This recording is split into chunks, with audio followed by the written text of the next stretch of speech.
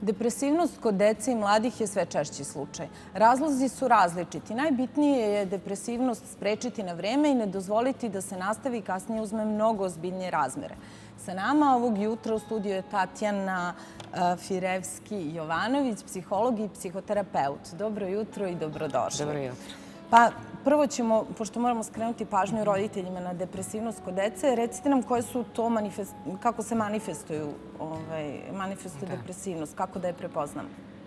Kod dece se depresivnost manifestuje kroz nezainteresovanost, nedostatak inicijative, nedostatak igre i kreativnosti.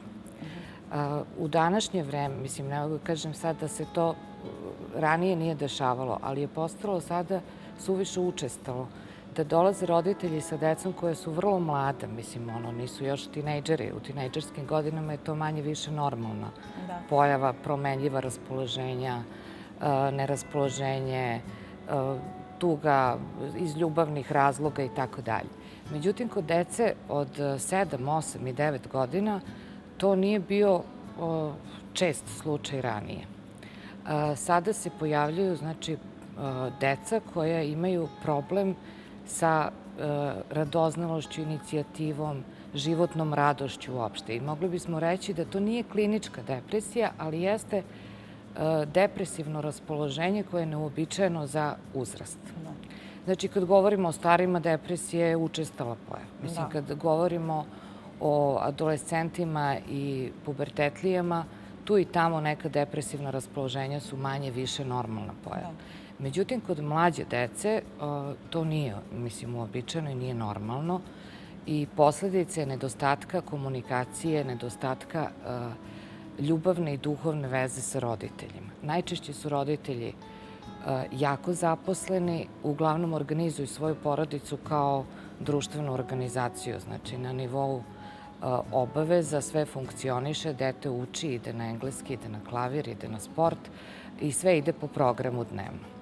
Međutim, neka bliska komunikacija, čak i među partnerima, ne postoji, a mislim, između roditelja i deteta sve postaje tanja, mislim, kad se uključe u školu i sve te aktivnosti. Kako može da se prevaziđe? Tako što se prvo uoči razlog, mislim, prvo vidimo šta je stvarni problem. Mislim, problem je zapravo u otuđenju roditelja od samih sebe, jer roditelji svi će vam reći da najviše na svetu vole svoju decu i da su im najbitnija na svetu i sve rade zbog njih. To što rade zbog njih, mislim, deca nemaju predstavu o novcu i nemaju predstavu o materijalnim vrednostima, bar ne u ovom uzrastu. U kasnijem pubertetskom i adolescentnom umeju da izvuku korist iz toga i onda ako mi ne pruža pažnju i ne bavi se mnome, onda ću bar da ga oderem za pare. Međutim, mlađa deca, mislim, osim par igračkica koje su kratkotrajne i decu to ne veseli previše, naročito kad se igraju sama tim igračkama, kad roditelj ne učestvuje u igri, to nije dovoljno. Znači, kako dete raste, sve manje vremena, fizičkog vremena stvarno mu je potrebno i postaje mu bitan taj kvalitet.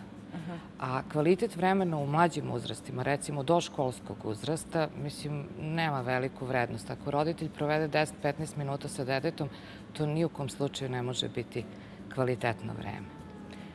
Da li je to razlog, to je moje mišljenje i moja observacija, kako deca više nisu kreativne. Ja se sećam, mislim, ne tako davno kada sam ja bila dete, mi smo se igrali mnogo kreativnih igara, sada toga više nema. Da li je i to uzrok u porodici? Deca se sve manje igraju, a igra je za dete kao psihoterapija.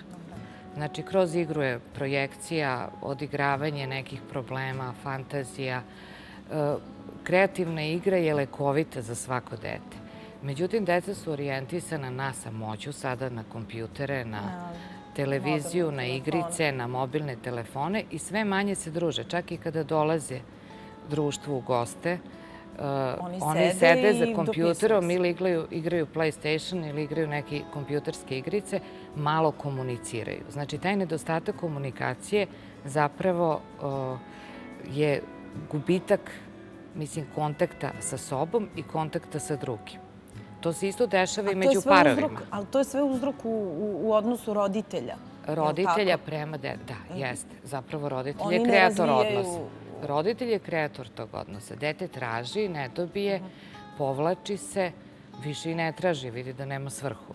Znači, hoćeš da se igraš sa mnom, ne mogu, pusti me da završim ovo, radi roditelj, donosi posao kući, radi na kompjuteru, nervira ga, ometanje. I onda deca to vide i počinju tako da se ponašaju. Koji je vaš savjet roditeljima? Moj savjet roditeljima je konkretan. da svakog dana, pazite, dete koje, sad pričamo recimo o školskoj deci, gde sam ja uočila problem, a da nisu pubertetli.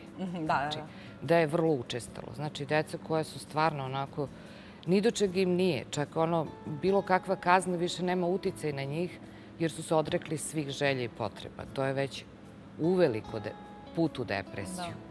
Znači, možda me kazniš kako hoćeš, ali eto, meni je sve jedno. Znači, nemaš čak ni oruđe za vaspitanje kaznom. Kazna inače ne bi trebalo da se primenjuje često, mislim, čak bi trebalo i da se eliminiše. Mnogo je bolji put da se dete pohvali za sve što valja, nego da se kažnjava. Da se prosto ono želi da bude sve bolje i bolje. A savjet roditeljima konkretan bi bio da svakog dana, znači ono kada dete dođe iz škole ili kada oni dođu sa posla, provedu minimalno pola sata u nekoj komunikaciji direktnoj sa detetom, mislim, a to je ono usmereno na dete. Ne šta je bilo u školi, šta je za domaći, koji su ti planovi, kad ćeš da popraviš ovo i ono, nego kako se osjećaš, da znaju sve o drugovima, drugaricama, problemima svog deteta, da razgovaraju pred spavanje. Recimo, svaki roditelj to može da odvoji nekih pola sata pred spavanje, da legne u krevet svog deteta i da popriča kako mu je prošao dan, kako se osjeća u školi, da li je bila neka nepravda i pre svega, mislim, da mu ukazuje, znači, poverenje i ljubav. Jer poverenje mnogo više obavezuje nego bilo kakva kazna. Znači, kad kažete svom detetu ja verujem da si ti dobar i verujem da govoriš istinu, dete prosto neće imati potrebu da laže. A i laž je, kažem, uvek posledica potrebe da se dete predstavi boljim nego što jeste, da bi ga roditelj više volao. Znači, nijedan roditelj ne treba da smatra laž drugim problemom do svojim. Znači, ne prihvatan dovoljno svoje dete i ono ima potrebu da se predstavlja drugačijim nego što jeste, to jest lepšim, boljim, pouzdanijim, boljim đakom, znači sve ono što čuju posle, eto, prevario si me za ovo i ono, to je posledica zapravo tog nerazumevanja i nedostatka kontakta sa sopstvenim detetom. Hvala vam puno na gostovanju. Ja se nadam da smo uticali malo na roditelje da slušaju svoju decu i da malo više razgovaraju sa njima, a mi nastavljamo dalje.